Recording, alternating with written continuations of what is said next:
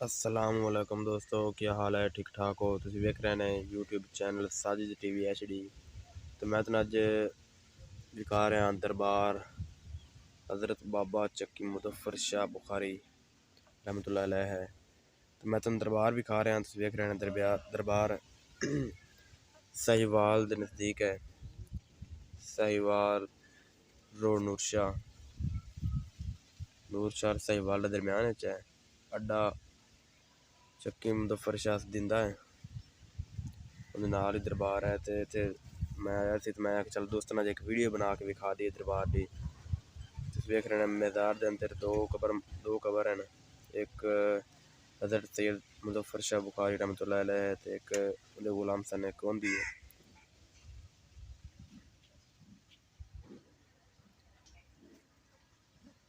कुछ और भी काफ़ी लोग सलाम करने वास्ते आए हुए हैं।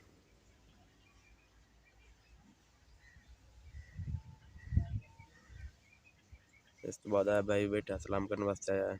आ मस्जिद शक्ल बने हुए जिस तरह मस्जिद होंदी उस तरह आ एक मस्जिद बन रही नवी। थले तय खाना उनके थले ही मस्जिद है, उत्ते ही मस्जिद है।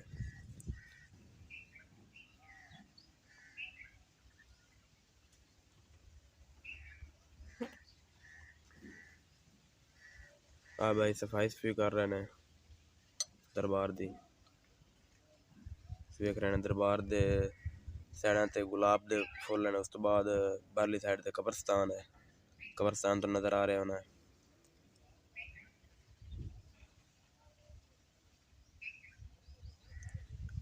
उस तो बाद तुहानू मैं दरबार भी खाना, दरबार दा मतलब बारली साइड तो फुल दरबार दिखाने भी फुल कितना बड़ा दरबार है।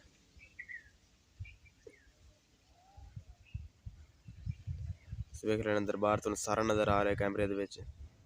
माशाल्लाह दरबार बड़ा सोहना है, बड़ा खूबसूरत है। उस बाद मस्जिद है, इन्हें थले तय खाना के अंदर ही मस्जिद है, उत्ते ही मस्जिद है। उस बाद दरबार दे नाल ही ग्राउंड है, ते वालीबॉल खेलते हैं, स्मैश बॉल भी खेल लेंगे, वालीबॉल खेल लेंगे, पक्का बाटा जिन्हें पाने वो भी खेलते हैं। ये तो रैशी हैं। उस बाद मेला कुछ दिन